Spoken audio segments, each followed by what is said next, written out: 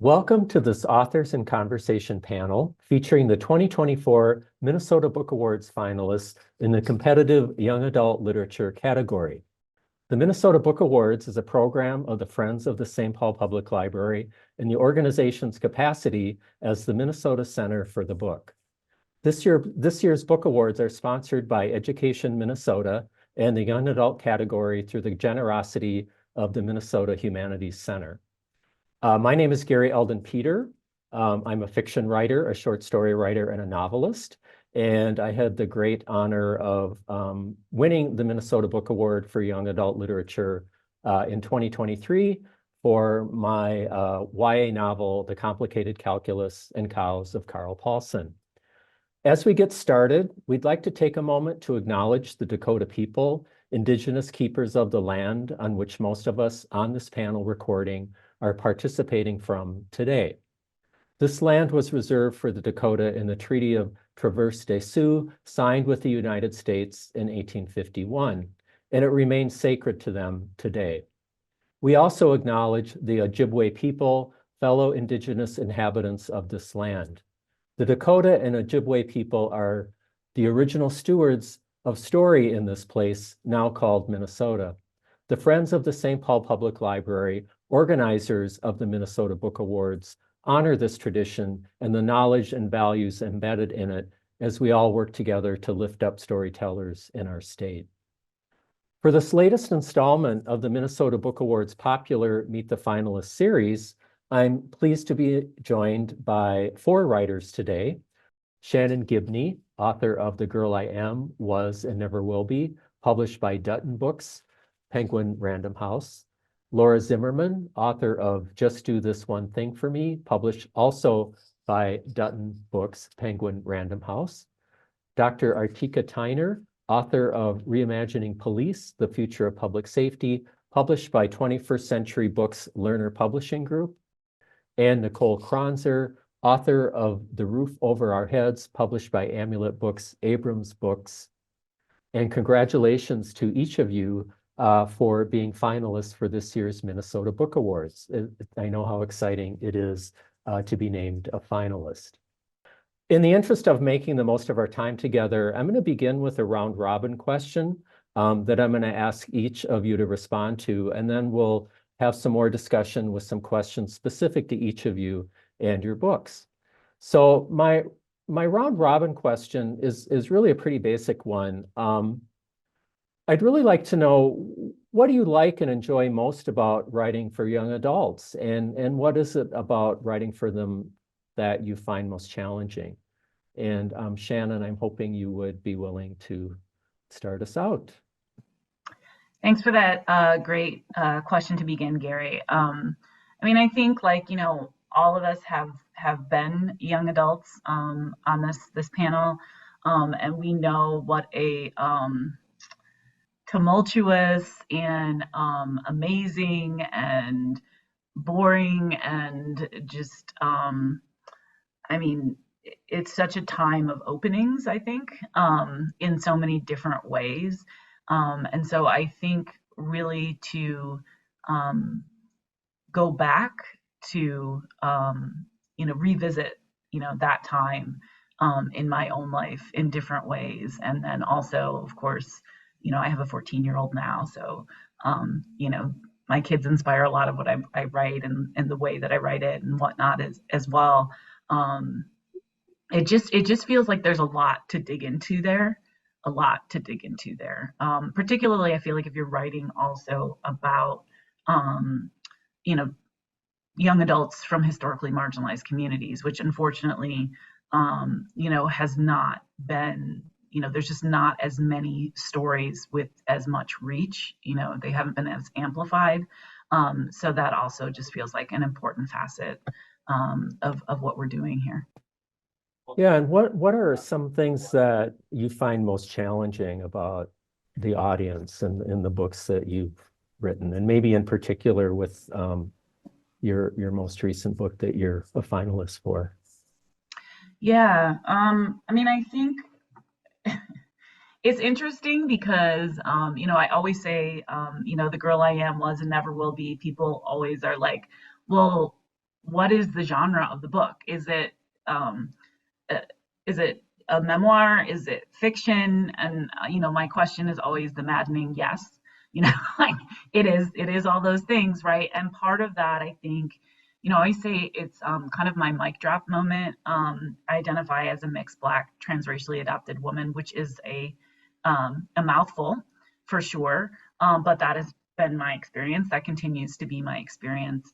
And so I think in the process of writing this particular book, surrendering to that kind of genre complexity, and what that meant for like the structure of the book, as well as the content. I had a lot of conversations with my editor, Andrew Carr. Laura Zimmermann and I are lucky enough to share his excellent expertise and guidance and support. And I just had a lot of conversations with him while writing it. Like, okay, this is not a surrealist book. I want people to know what I'm doing.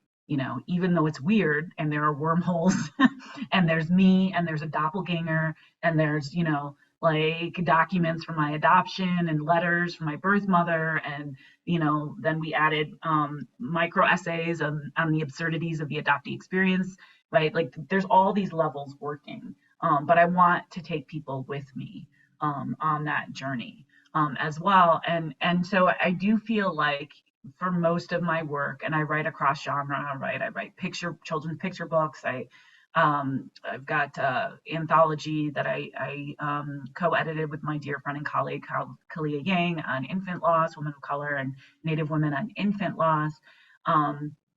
And so I have a very clear understanding of genre and why it's important and what it can do and what it can't do. But I don't necessarily set out to write in a conscious way in a particular genre, which is also why my stories don't fit. I mean, about this particular book, I always say, like, the book doesn't fit because I don't fit.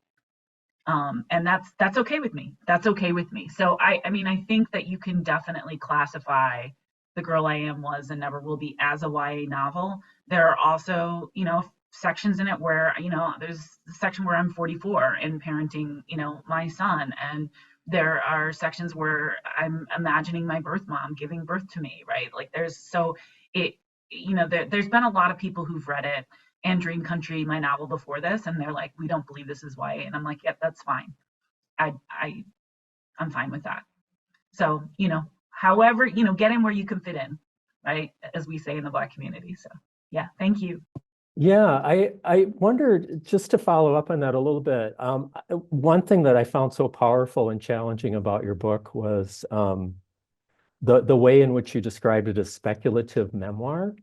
And that was not a term I had ever heard before and had I kind of know what speculative fiction is. I know what a memoir is. And I thought, well, how do these things sort of come together? Could you say just a little bit about your decision to kind of describe it in that way, or how it maybe in your mind sort of embodies that as a form? Yeah, and I hope that this is not like a precious artsy answer, but I don't really feel like I decided. I just feel like this was the way that I had to write the story.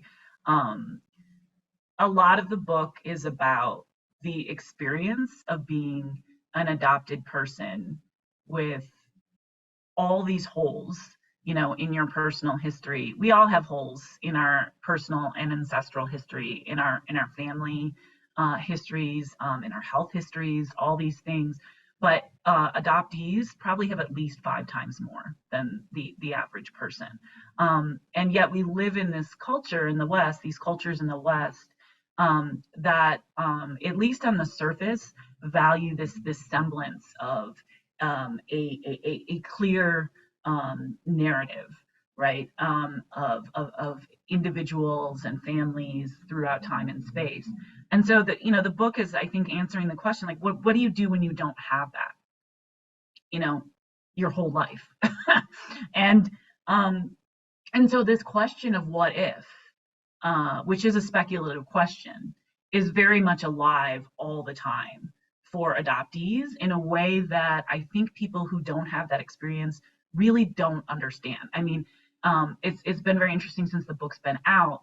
The most common comment I get from non-adoptees about the book is like, I I didn't know. I didn't know that this is what it was like for you all. Like really. Because there's a certain dominant narrative of adoption, that does not center adopted people, that does not go into this situation. So, I think one of the main arguments the book is making is that for adoptees, the speculative is the real, and the real is the speculative. There's one section, again, I mentioned it in my earlier question, where I talk about, I imagine basically my birth mother giving birth to me. And then there's another section right after that where it's like a transcript of a conversation with my white adoptive mom, where I find out some other information about my birth that I didn't know. And then the next section is that section that's just come before, where I was imagining my birth mom giving birth to me, and it's all crossed out. And so, this is our experience, right? And this idea that, there is this me, there is this Shannon Gibney, right? Who is this discrete person.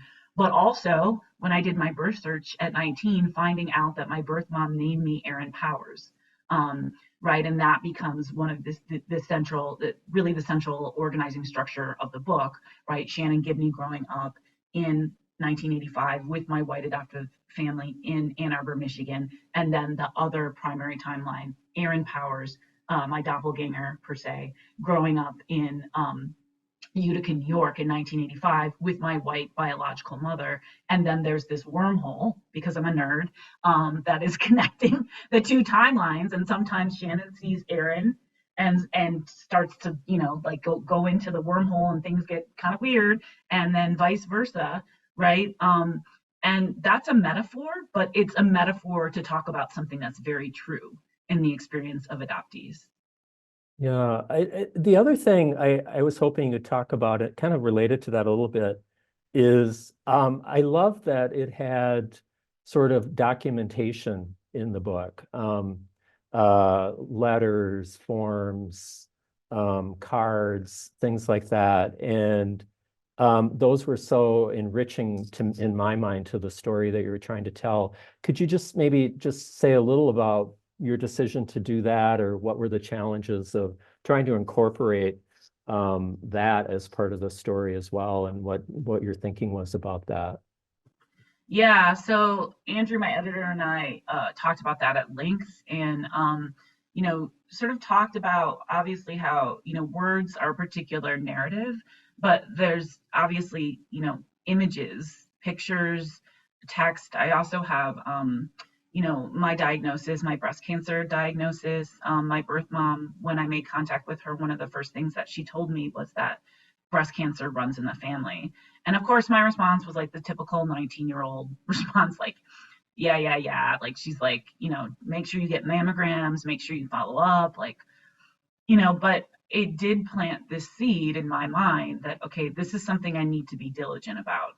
And so, in my mid 40s, when I did get my diagnosis, it was because, it wasn't an aggressive form, luckily for me, of breast cancer, but they caught it early. And that was because I had that information from my birth mom. And that is a kind of narrative you can argue, right? The body itself is a kind of story, right? That gets interrupted by the process of taking a child out of one family and grafting it into another, right? So that was part of the reason why, I have that whole section, on it's like the cancer diaries after Audre Lorde, who, of course, also had breast cancer years before I did, and actually had a double mastectomy. And, sort of, I'm also in that lineage, right, of these Black women writers who are sort of like pushing against the prescribed societal definitions of the stories that we're supposed to tell, both in our writing and like about our bodies, right? What our bodies say about that. Yeah, I actually have a friend who's an adoptee, who's a genetic counselor. She did this beautiful genetic map for me, which is probably the most complete document that I have still of my maternal side, my biological maternal side of the family. You know, I mean, I wept when I saw that. And I have a part in the book that's like, you know, adoptees will take, you know, we'll take cancer crumbs if it means that like that is like we have some sort of part of our ancestral family story. We'll take that. We'll take that. And then the pictures, you know, those also tell their own stories. I have one page early in the book where it's like me as a first grader, and it's my birth father, and he's like 15, maybe 14 in the shot, and then my son in third grade, right? And you can see, you know, there, I don't even know what it's called, but this part of our faces, it's like a stamp, right? And when you grow up without having that in a culture where it's all around you, it's just profound. So that is just like another, I just feel like the documents, the pictures, the letters from my birth mother.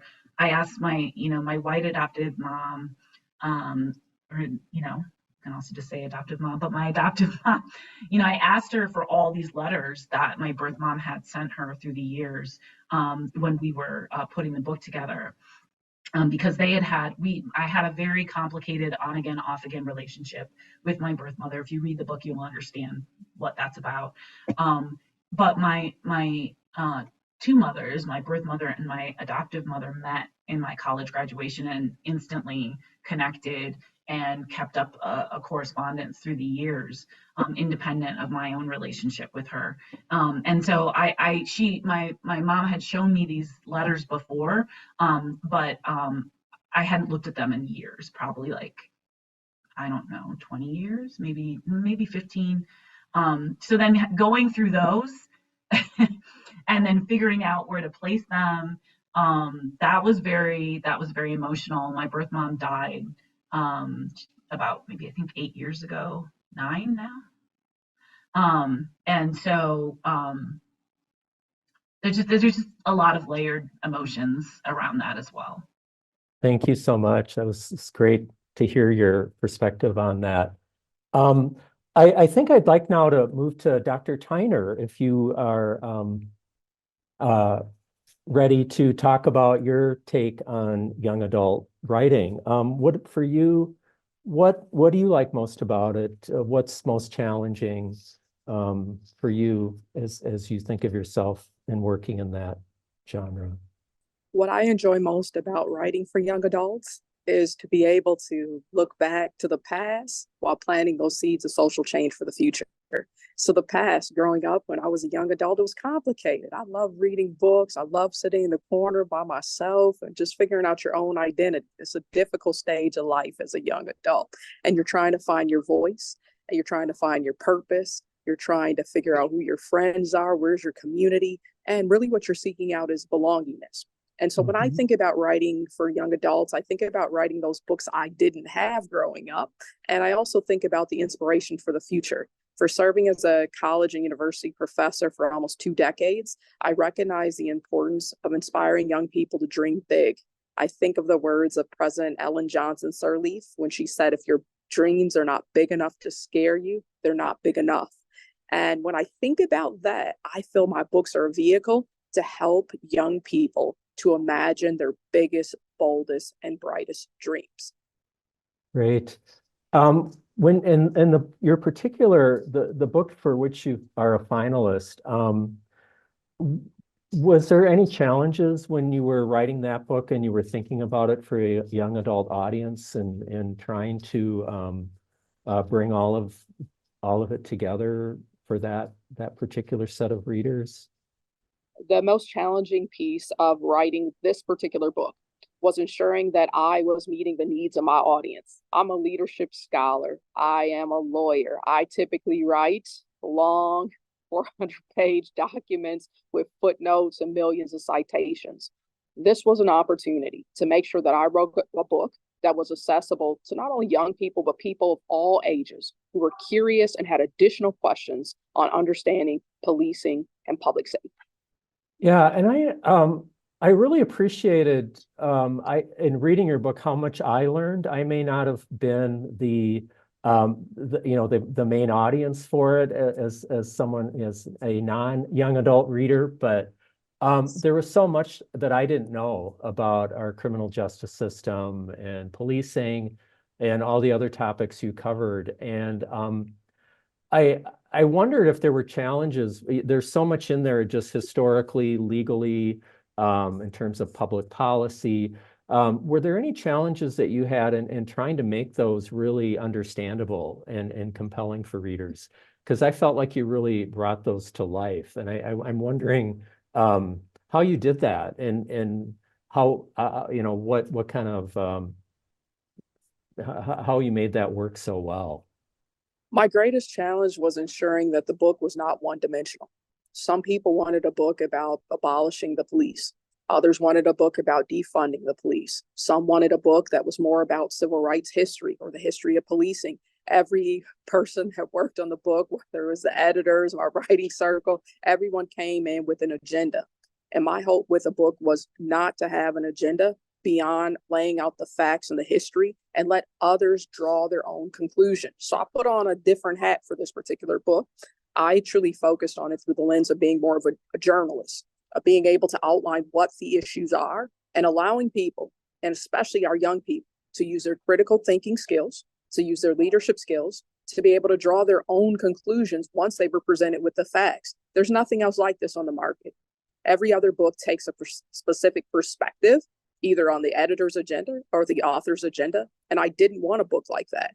If you get to know me and you read my books, I want books that produce and introduce the key facts that allow people to make their own educated decision. I hope this book inspires young people to think about maybe they want to become an attorney, a first responder, a police officer, that it gives you new dimensions of thinking about that public safety requires all of us to be engaged in meaningful ways, block by block, community by community, state by state, across the nation to build this perfect union that we talk about.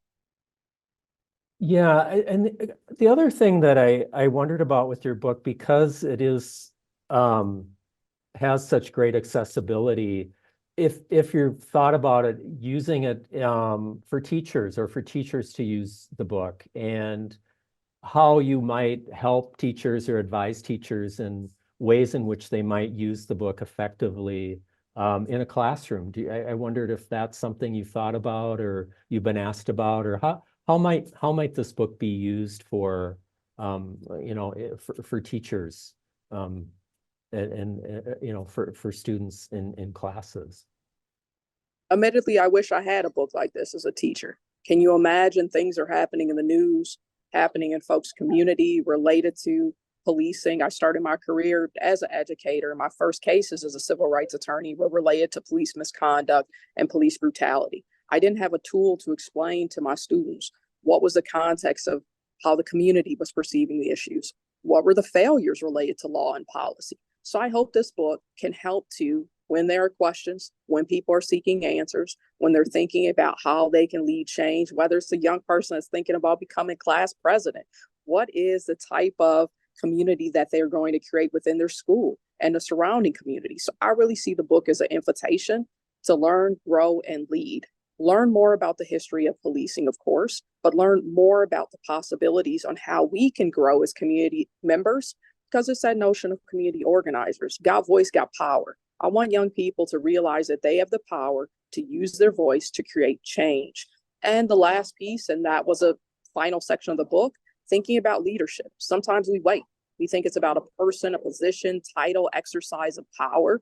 But leadership is about looking in the mirror and asking yourself in some strategic ways, how, when you see a problem, can you create a solution?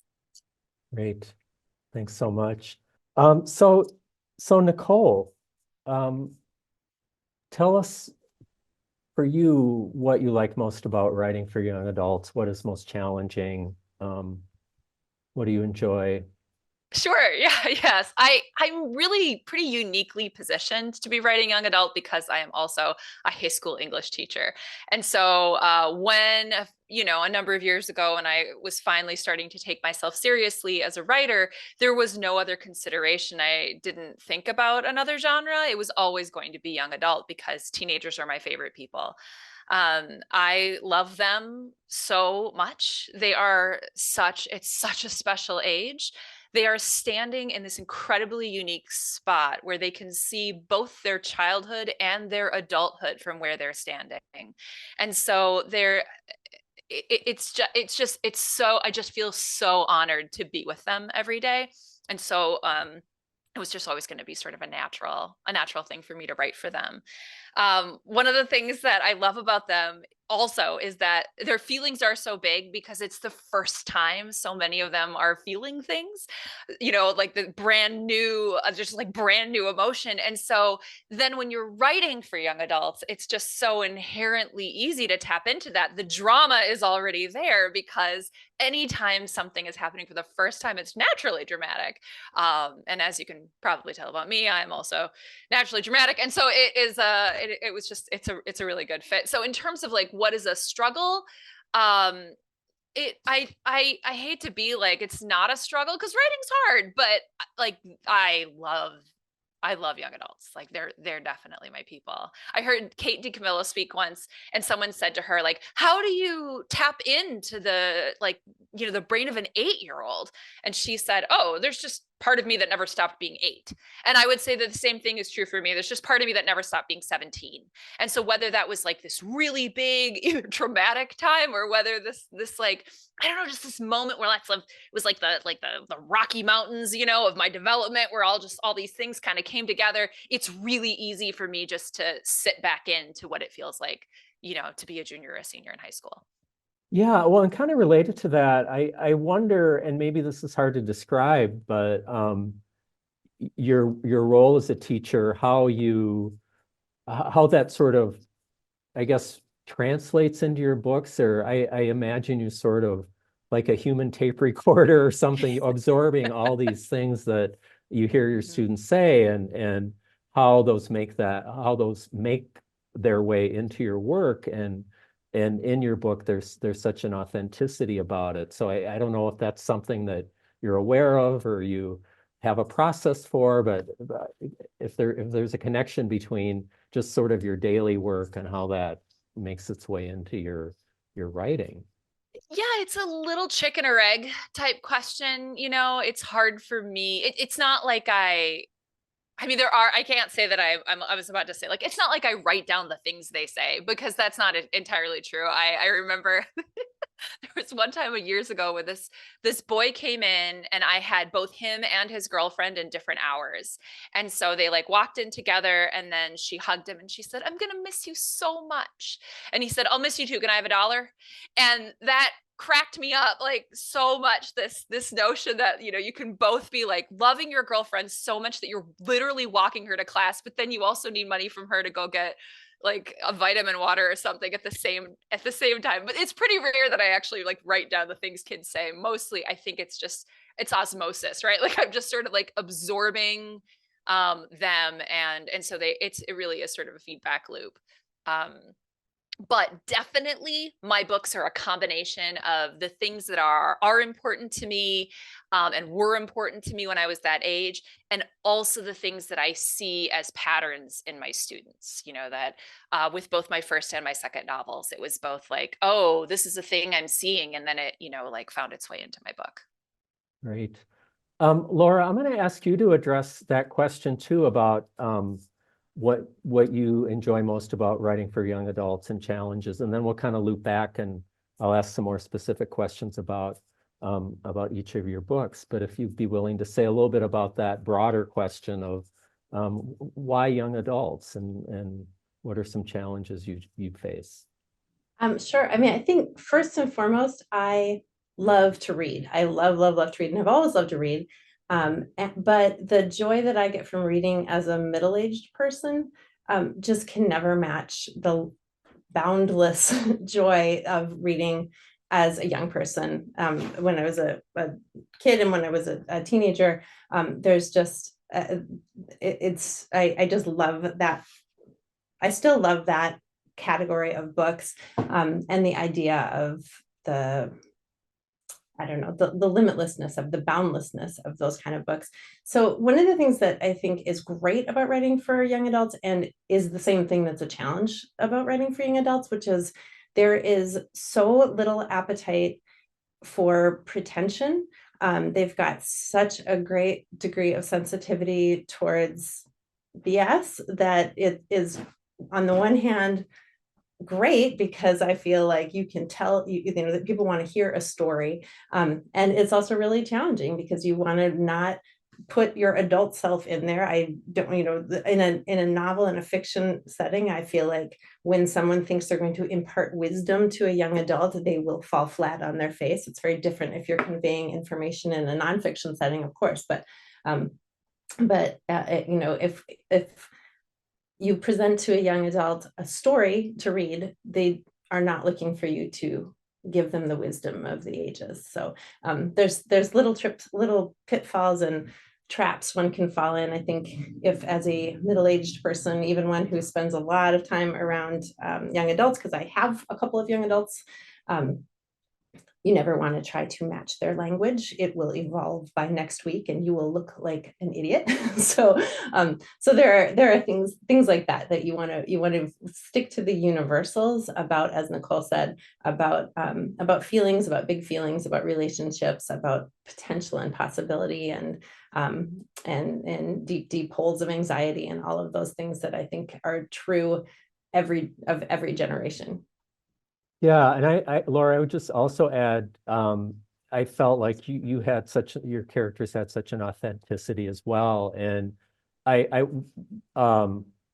what I think about young adult writing is, like, if it's off, it people get it and they know it's off, and it has to feel real, and not feel like, oh, here's an adult trying to sound like a young adult. It has to be there's a lot more involved. And I think it's very deceptive for people who don't write YA to think, oh, you just sound like listen to a lot of kids and try to sound like them. And it doesn't work that way, right? There is something that, if it's not authentic, people will see it, right? And I admired that so much in both of your books, that the realness of it was really wonderful, I felt. So yeah, so you can't, there's no shortcut to you need to read. You need to read. You need to be reading. You need to know what's out there and not just sort of imagine this is probably what somebody who is 15 or 17 or 36 would like to read. And the other thing that is really helpful is to work with an editor and an editorial team that is very, very strong in that category. So Shannon and I both work with Andrew Carr, who has built a career around young adult and to some extent middle grade literature, and just really understands what readers are responding to. So that's actually a really helpful check as well. Yeah, great. Nicole, just to bounce back to you for a second, a couple really more specific questions I had about your book. I was a high school theater nerd myself. So your book really spoke to me in a lot of ways and a lot of different levels. And for me, that was such an important opportunity for belonging, that if I hadn't had that, I think I would have had a much harder time in my adolescence. And so I'm wondering what made you decide to choose theater as sort of a milieu or setting for the novel. I don't know that that's something that is as common, but I just loved it, and there was so much there that I could relate to. Could you say a little bit about how it is that you chose that to ground the book in? Yeah, absolutely. Again, like, this question assumes that I sat down and like really thought about like what I was gonna who was going to be in my book when it was kind of a foregone conclusion it was going to be theater kids. That was so I was as a child growing up, I was bullied like very heavily, right in the height of he's picking on you because he likes you. Boys will be boys, you know, like that very thick, heavy, terrible, like victim blamey crap. And so belonging has always been something that I've always been striving for, you know, trying to figure out where like this is a lot for some people, and the place where this wasn't a lot was with theater kids. And so luckily I stumbled into just an incredible theater program at my, you know, high school growing up in Eau Claire, Wisconsin. Go Old Apes. And I felt valued there. I felt like I could be who I was. I didn't have to trade away so much of who I was when I walked through the door. And so I think as teenagers are perennially trying to figure out, like, who am I in the world, right? Who am I separate from my family, my growing up, and who am I in the world? And right, theater also lets you be different people, right? Whether or not you're on stage, you're always exploring different worlds and different time periods and different communities. And so you're always trying on something. And you know, what part of me is that? What part of that is me? What part am I just observing and learning? You know, it's so empathy building. So suffice to say, like, this is just a part of who I am. Like, even though I was a theater major in college, I was a professional actor for 5 years, and then I became a high school English teacher. But even though it's been a really long time since I trod the board, so to speak, I am a theater kid, right? Like, I think we always identify as that forever because it's so transformative. So writing this book about this boy, Finn, you know, his family is all theater people, and they live in this tiny wing of an enormous historical home. And so the roof starts leaking, and the person who owns the house wants to sell it. And so in order for Finn's family to save the house, that, you know, this is where they became a family, they gather up all their theater friends, they dress everyone up like it's 1891, and then they put on a play, and the play is called A Midsummer Night's Art Heist Garden Party Escape Room Murder. And you follow whichever scene you're interested in from room to room of the mansion, and then collectively as an audience you have to figure out, you have to solve the art heist and then also solve the murder. And then if the audience solves those things together, then they get to see the end of the play. And if they don't, then the art thief and the murderer go free, and then the audience has to leave immediately. So like, that's what's going on in the book. But then the thing behind that, right, which of course is like the heart of the book, is our Finn cannot memorize lines. And he just really feels like in order to belong with his family and, you know, his nemesis and his crush, right, all of these people, is to be an actor, you know, no matter that he has other talents, right? Like, no matter that he doesn't have to earn their love. So it is this book about belonging. And since I found so much belonging with theater people, like, it felt right for that to be the group of people, you know, like showing Finn this story. But this notion of like, you know, here I am, this artist in this family full of accountants, right? I feel like that's sort of been told. And so I flipped it. I thought, well, what if we normalize the life in the arts, right? Like, what if everybody's like, well, clearly, you know, here's all the jobs I'm stringing together to have a life in the arts. That's what's normal. And then the thing that he wants to do is just sort of more conventional. And so that was really fun for me too, to have just scads of theater people running all over the place. And I keep telling myself I'm going to write a book with fewer than 24 characters in it, but I just and then with this book too, everybody's a person, and then they're also playing a different person. And so I really struggled to be like, can we keep track of the fact that, you know, his brothers are playing these two brothers? And it was all things. So I ended up writing the play too, so that way I could, you know, like, be able to track what was happening. Kind of like, it was a little bit like Noises Off. When I pitched it to my editor, I said, it's like Downton Abbey meets Noises Off. And she's like, oh yeah, that's really tapping on the pulse of, you know, teenagers in America. But I think it worked out. I think it worked out. Yeah, well, and also I just have to say I was the theater kid who couldn't remember my lines either. So I was usually in the back being a townsperson or whatever.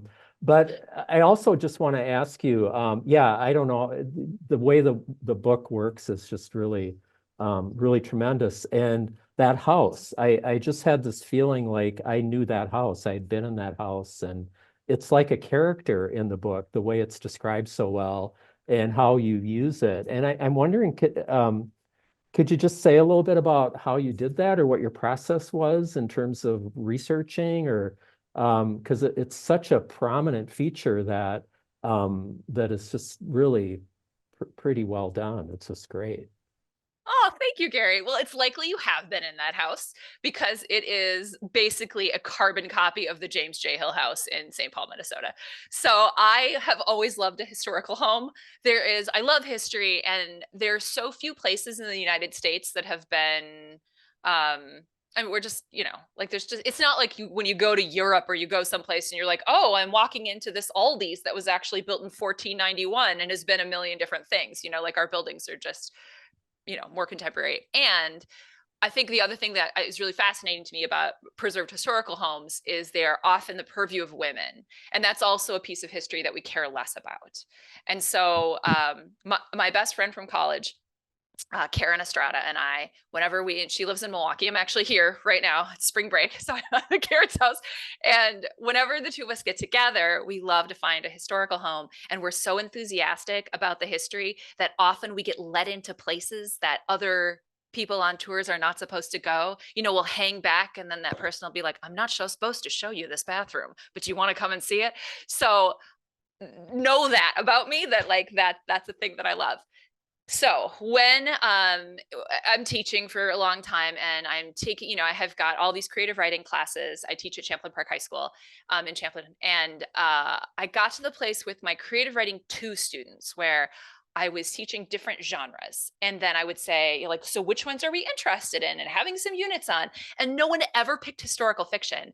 And I was like, this has to stop. I'm just going to have to force the love of historical fiction down the throats of some teenagers. It's totally fine. And so I was like, okay, here's what we're going to do. We're going to go to the James, we're going to research James J. Hill and his family and the lives of Minnesotans in the 1890. You know, what were women up to? What were people of color up to? What were immigrants up to? Like, what's going on? And then we're going to tour the Hill House. And then we're going to come back to the classroom, and then we're going to write historical fiction. And so they were like, field trip? Is there lunch? And I said, yes. And so then they got on board. So we started doing this and having the research before we would go to the house. You know, I think that the docents at the Hill House are kind of used to maybe teenagers that haven't been as well prepped to, you know, like wander this house. My students were coming in and they were saying things like, excuse me, we know that James J. Hill was blind in his right eye because he got shot in his childhood with a bow and arrow, but who shot the bow and arrow? And then these docents would be like, who are these teenagers? And so I just like fell in love, right? Like, particularly with the Hill House. But I'd switch off the Hill House and the Ramsey House every other year. So after years of doing this assignment, I was like, I want to do this assignment. And my students tended to do things like James J. Hill Vampire Hunter, or they would be like, every fireplace is a time portal to another world. And they were amazing. But again, like Laura, you said that thing about like having an idea of, I don't know, sort of like the marketplace, or like what's happening in the world of YA. Again, it's really tricky to sell a YA historical fiction novel, even though I think in my heart of hearts, that's what I'd really love to write. And so I was like, okay, I'll just keep this contemporary, but I'll steal the Hill House. I'll call it something else. We'll have people live there. But I just got to spend all of this time. So in 2019, the Hill House was having these self-guided Sundays. So I joined the Minnesota Historical Society so I could go to the Hill House as many times as I wanted. And then I would just every Sunday, that whole summer, I just was like showing up with my notebook, and then they'd be like, there she is. so there's all these docents that are thanked in my acknowledgements. And then Finn is this, our protagonist is this really wonderful cook. And so he has to like cook on the wood burning stove. But so I had to learn about wood burning stoves. And so I wrote the Ramsey house because I remembered that they, like when you take a tour there, they're all dressed up like it really is, the time period. And you head into the kitchen, and then the cook is like, "Oh, Mrs. Ramsey just stepped out, but I tell you what, would you like to see my incredibly modern kitchen? I can tell you all about it. Look, I have an ice box." And then she's made cookies. So they're just like making stuff in that wood burning stove all day long. So I wrote them, and they were like, "Oh, girl, come on by." And I got to just stand in the corner one day as the tours came through. And then when the tour wasn't there, they taught me how to use the wood burning stove. So that was amazing. I got reconnected with a former actor friend of mine from my very early days, Craig Johnson, who was like the manager of the Hill House for a long time. And so we got reconnected through a friend. And then he was like, "Go to the Minnesota Historical Society, look at this particular servant's papers." And so the research for this was so fun. It was based on an assignment that I give my own students. I mean, and then just like learning all sorts of things, about the hills that maybe I shouldn't know. I mean, oh my gosh, it was just like joy from beginning to end. That's a really long answer to your question, but that's how it all came together. That's great. I've been in the Hill House, and now I want to go back. I don't think I'll ever quite think about it in the same way, knowing that was the inspiration for your book. And yeah, like I said, it's just really, it's such a great character. I keep wanting to call it a character. It's so essential. So well, it does feel that way, right? Because like at one point, Finn is like climbing the stairs, knowing that his family is a chapter in the story of this house. And so that's why it's like so important to, keep these historic places alive, because it is this tactile connection to our past. And also, also there's this enormous house, and it also makes us ask the question, is this what we want so much at the expense of others who have so little? And so there's a lot of questions and a lot of I don't know, there's, just like anything, it's complicated, right? Like there's joy and it's beautiful, but it's also like, is this really the society that we want to continue, and Anyway. the buckets. And the buckets. Yep. Yeah. Because the roof leaks. And so Finn's all on his own, one of his moms is recovering from cancer. And the other one is just like taking care of her. His brothers are off at college. And so it's just Finn, and he goes upstairs into the attic to get something for the show that he's in, and he sees the roof start to leak. Mm-hmm. And so he just starts setting up all these buckets, right? And he's just all by himself responsible for keeping the roof over their heads. Thank you.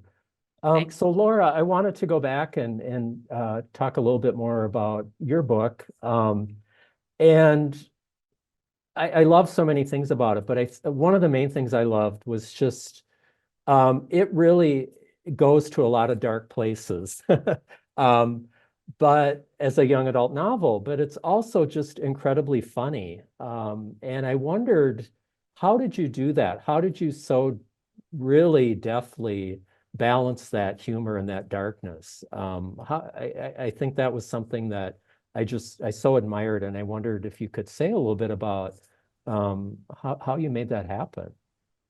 Sure. Yeah, I think it's interesting because I don't think of it as a dark story. I think of it as a darker story than my first novel, but I guess it's because of the dead body that people think that maybe it's a darker story. But sure, yeah, okay, we'll go with that. Anyway, I think that I've just never bought into the idea that there is one particular way that people need to express emotion. I feel like sometimes that there's like a sort of a cult of feelings, like the emotional industrial complex tells us that you have to respond to things in just one way. And like, if you cry harder, that means you're sadder, or if you shout the loudest, you're the angriest, or like you write the most incomprehensible poetry, you must you must understand the human condition better than anyone else. And I just reject that. I find it to be really unhelpful. So I think a mistake that people often make is thinking that the opposite of funny is serious. And it's not. I think the opposite of funny is unfunny. You can talk about serious things in the way that is still humorous. And I feel like sometimes you have to. Sometimes the only way that you can convey a feeling, or that you can convey a feeling most effectively, is to do it in a way that's unexpected or unconventional. The tricky part comes in, like, both for writing and in life, in trying to make sure that the humor is getting you closer to that experience, and that it's not a dodge or a deflection from really having that experience, and to try to figure out a way to make sure the joke is not a distraction or a pulling away, but it's a sharpening of observation and understanding. And so I think the way to do that, one way to make sure that you're doing that, I think, is just respect and love and caring for your character, and respect and love and caring for your audience. And I invented all the people in this book, so I have a lot at stake in taking care of them and understanding how they respond to the world. I can maybe give you one real life example. A few weeks ago, a friend let me know that she was going to have to euthanize her 100-year-old cat, and she was pretty upset about it. And so I wrote back to her and I said I was sorry, and I was thinking about her, and that she should leave the bedroom door open that night so he could come in and pee on her head one last time, because that's what kind of cat he was. He was a pillow peer. And I think she really appreciated it. I know that she appreciated it, because she wrote back and she said, "Oh my gosh, you just get us." But I think in that case, it's like, that's the way that I knew that I could tell her that I'd been paying attention, that I understood something about her and her weird cat, and it's something that was a little bit more than just a very generic kind of sympathy. And so I think I knew that she would appreciate that. And rest in peace, Joe Meower, I guess. Yeah, well, and I think what your book does so well, it isn't like, well, now I'm going to tell sort of the dark part, and now it's going to be funny, and now it's going to be dark, and you infuse the darkness with humor. Those things, the situation is funny, even in the sort of this thing that's happened with, and I don't want to give too much away, but you did say body, so I guess I can say it too. There's a body involved. The way in which those things blend, and that I think kind of is so engaging, and kind of keeps the reader off guard, and is unexpected. And I think that is just such a wonderful way in which you've crafted that. Thank you. And if you think about all of the parts of the human experience, death and dying is absurd. I mean, there's just an absurdity that's baked into that. And grief doesn't always come with humor, but I think that there is the entire notion of death. There's a whole genre of rom-com, and I feel like falling in love is less absurd than the notion of dying. I'm beginning to see why you said the book was dark. I'm so sorry. I love the darkness, actually. I thought it was a really, really well done. The other thing I was hoping you might say a little bit about, I really love the family dynamics in the book, and in particular, the relationship between the sisters, which is so central, and how and this is just my take on it, they were sort of equal parts, kind of loving and antagonistic towards each other. And I think it's hard to do both. I think to have really to portray a relationship that's complicated, that has so many different layers to it. And I wondered if you could just talk a little bit about that, how you thought about those characters and created that relationship, and how you hope that would tell the story. Yeah, sure. I think, do you have siblings? I do. I'm the Okay. youngest of four, Oh. and I am forever the baby. No matter how, I will be 80 years old and I will still be the baby. So I think then, you know, brothers and sisters are the original frenemies. I think that is, I really wanted to center the sibling relationship in a story. I think there's something very peculiar and profound about the way that our siblings shape our lives and shape who we become as individuals. And I think that's even true when someone doesn't have any siblings. I think that shapes them in a certain way as well. But I think, you know, your brothers and sisters, your siblings are your first taste of conflict and competition. They're also the first time that you have a chance to compromise and work together as a team. And as a parent, I feel like there's the first time that you realize that the children are ganging up on you. There's a kind of the sense of satisfaction. I also slightly mixed with terror, but that's what you want as a parent. You want that bond because that's the bond that's going to outlast you. So I really wanted to put a focus on these foundational relationships that are messy and powerful, and they're not pretty, but sometimes they're beautiful.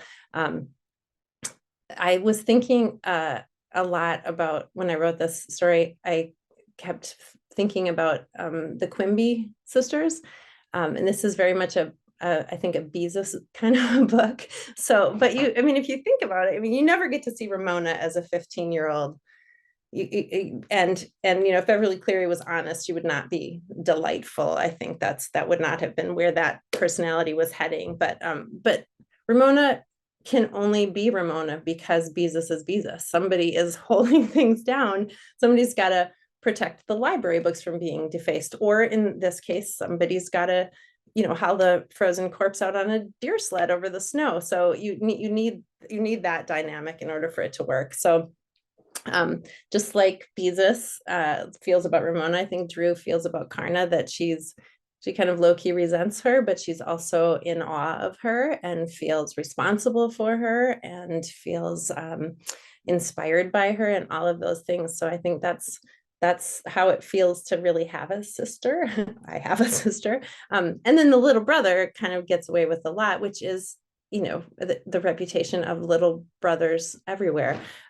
So I think it felt pretty natural to me, both in the siblings that I have and in watching my own children and the way that their relationship has developed over time. And I just, I think those are some of the most interesting relationships, and especially at that time of life, they're, you know, it's possibly the most important relationship at certain periods in a young person's life. great. Yeah, I'm so glad you brought up Beverly Cleary. I hadn't thought about, I love those books. They were my favorites as a child, and I never quite thought about Ramona and Beezus in quite the same way. So another thing to think about. But yeah, so like I said, I think the sisters, that is such a great dynamic in the book, and how they relate, you know, to the younger brother and the mom and the father and everybody else in the book is really beautifully done. So it's a great story. All right. Well, I want to say thank you to our wonderful young adult lit category finalists, and to everybody that's watching, and for being part, and to, again, these writers for taking part in the panel. And thanks again to the Minnesota Humanities Center for sponsoring the category. If you enjoyed this talk, you can find a treasure trove of past events archived on the YouTube channel of the Minnesota Book Awards Steward Organization, which is the Friends of the St. Paul Public Library. You can also find out about future programs on their website, thefriends.org. In particular, mark your calendars for Tuesday, May 7th. That's the evening that the winner in this category and 8 others are finally revealed. Join us in St. Paul. It's at the Ordway Center for the Performing Arts. Tickets are just $22, including processing fees. And you can visit thefriends.org/MNBA for more details. So thanks again to all of our panelists and finalists. Best of luck. And thanks again for all of your wonderful work. And it's been great talking with you.